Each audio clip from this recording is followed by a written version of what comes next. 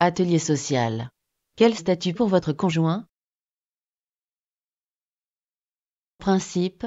La loi du 2 août 2005 en faveur des petites et moyennes entreprises a rendu obligatoire le choix d'un statut pour le conjoint du chef d'entreprise qui exerce de façon régulière une activité professionnelle au sein de l'entreprise.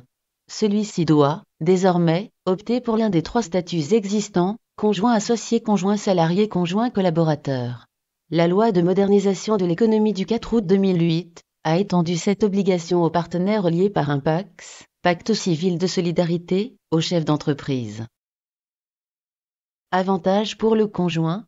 Cette obligation légale confère au conjoint marié ou au partenaire pacsé un statut officiel dans l'entreprise, lui évitant de se retrouver dans une situation délicate, notamment en cas de divorce ou de décès du chef d'entreprise. Ainsi, le conjoint bénéficie d'une protection juridique efficace, peut accéder à la formation professionnelle continue et se constitue, personnellement, des droits en termes de maladie et de retraite.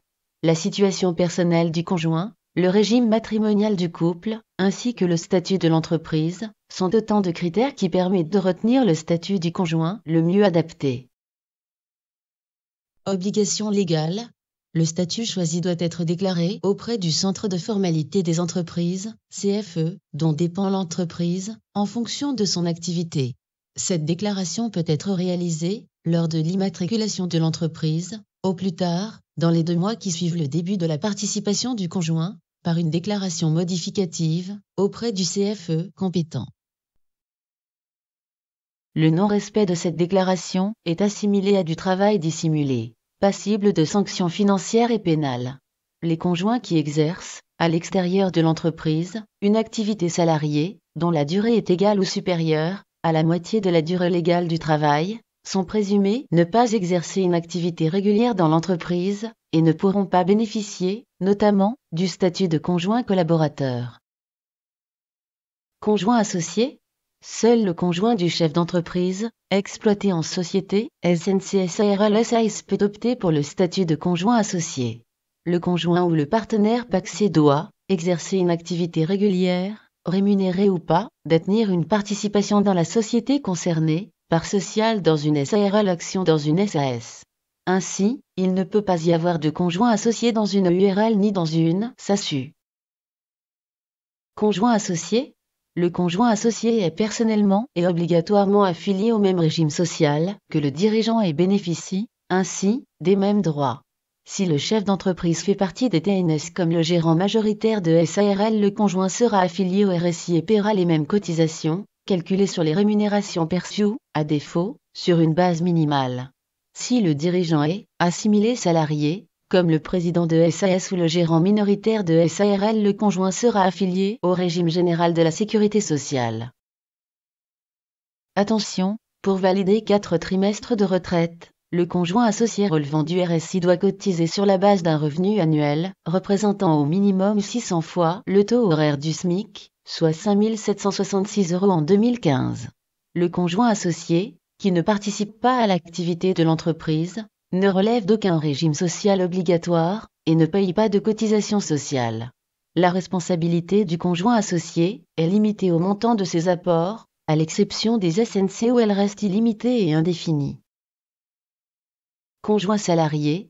Ce deuxième statut peut être adopté par le conjoint marié ou le partenaire pacsé du dirigeant, quelle que soit la forme juridique de l'entreprise.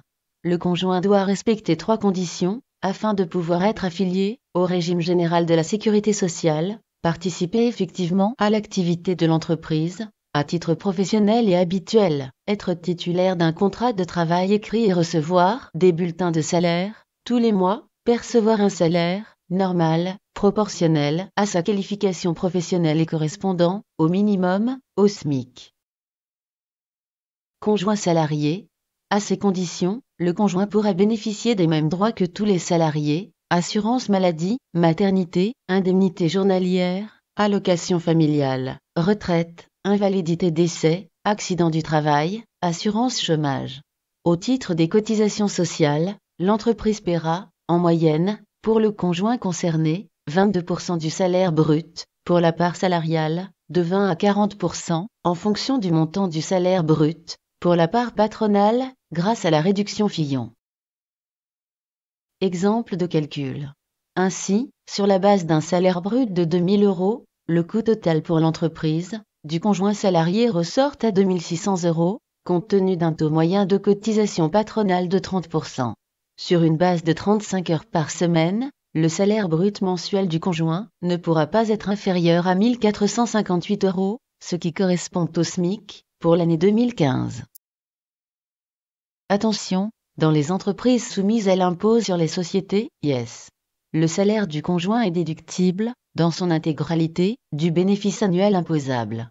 Dans les entreprises soumises à l'impôt sur le revenu, IR, ce même salaire est déductible, en totalité, si l'entreprise a adhéré à un centre de gestion agréé, en totalité, si les conjoints sont mariés sous le régime de la séparation de biens, dans la limite de 13 800 € pour 2015, dans les autres cas. Cette limite sera portée à 17 500 € en 2016. Conjoint collaborateur. Le conjoint marié, ou le partenaire relié par un PACS, du gérant associé unique de URL, gérant majoritaire de SARL, chef d'entreprise individuelle, ou de IRL, peut adopter le statut de conjoint collaborateur à deux conditions: ne pas être associé, pour les sociétés, exercer une activité régulière, non rémunérée, dans l'entreprise. Attention, l'effectif de la SARL ou de l'EURL ne doit pas dépasser 20 salariés. Ce statut est interdit dans les autres formes de sociétés, SA, SAS, SASU, SNC. C'est le cas également dans les SARL dont le conjoint est gérant minoritaire. Conjoint collaborateur. Ce statut permet au conjoint de participer en toute légalité à l'activité de l'entreprise, sans percevoir de rémunération. En effet, le conjoint collaborateur est réputé avoir reçu du chef d'entreprise le mandat d'accomplir, à sa place et en son nom, tous les actes administratifs concernant la gestion courante de l'entreprise, sans que sa responsabilité personnelle ne soit engagée. Seul, le dirigeant reste responsable vis-à-vis des tiers. Conjoint collaborateur. Le conjoint collaborateur est ainsi affilié personnellement au même régime d'assurance vieillesse des travailleurs non salariés, TNS, que le chef d'entreprise. Il verse, à cet effet, des cotisations sociales personnelles, en contrepartie des droits propres qui lui sont ouverts, en matière de retraite de base et complémentaire, invalidité décès, indemnité journalière. Depuis 2014, en outre, il bénéficie de la couverture maladie-maternité, sans cotisation supplémentaire, en qualité d'ayant droit du chef d'entreprise. Conjoint collaborateur. Le conjoint collaborateur a le choix entre 5 assiettes de calcul, en ce qui concerne ses cotisations personnelles. L'option est modifiable chaque année. Les 3 premières options sont récapitulées dans le tableau suivant. Dans ces 3 cas, les cotisations du conjoint se rajoutent à celles du chef d'entreprise. Conjoint collaborateur. Dans les 2 derniers cas, le chef d'entreprise partage son revenu avec son conjoint, proportionnellement à l'option retenue.